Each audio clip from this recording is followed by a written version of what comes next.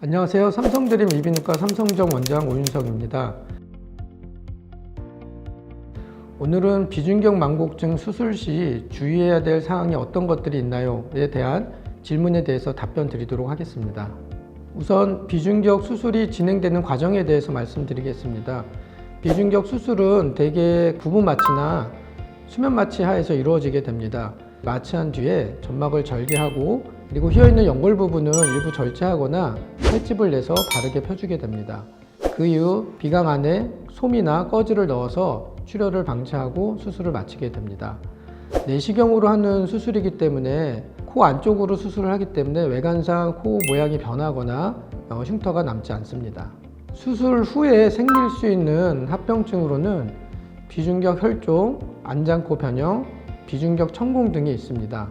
그런 합병증이 발생하지 않게끔 하기 위해서는 수술 시에 몇 가지 주의사항이 있습니다. 첫 번째로 비중격 점막 사이에 피가 고이면서 생기는 비중격 혈종을 피하는 것입니다.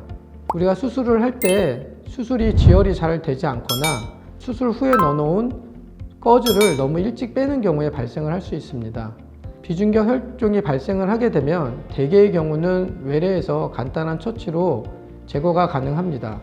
하지만 오래 방치가 되거나 혈종 부에 염증이 생기게 되면 비중격 농양 같은 것들이 발생을 하면서 치료 기간이 매우 길어지고 점막 괴사 등의 심각한 부작용을 일으킬 수 있습니다.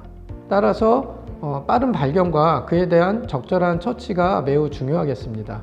두 번째는 안장코 변형을 막아야 됩니다. 휘어져 있는 연골을 너무 과도하게 절제를 하게 되면 콧등을 지지하고 있는 연골이 약해지면서 콧등이 주저앉는 현상이 발생을 할 수가 있습니다.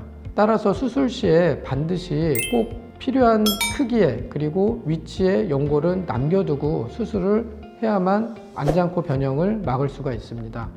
만약 안장코 변형이 생기게 되면 그 처치는 간단한 처치로는 쉽지 않고 그 콧등을 보강하기 위해서 코 성형술 등이 필요할 수 있습니다.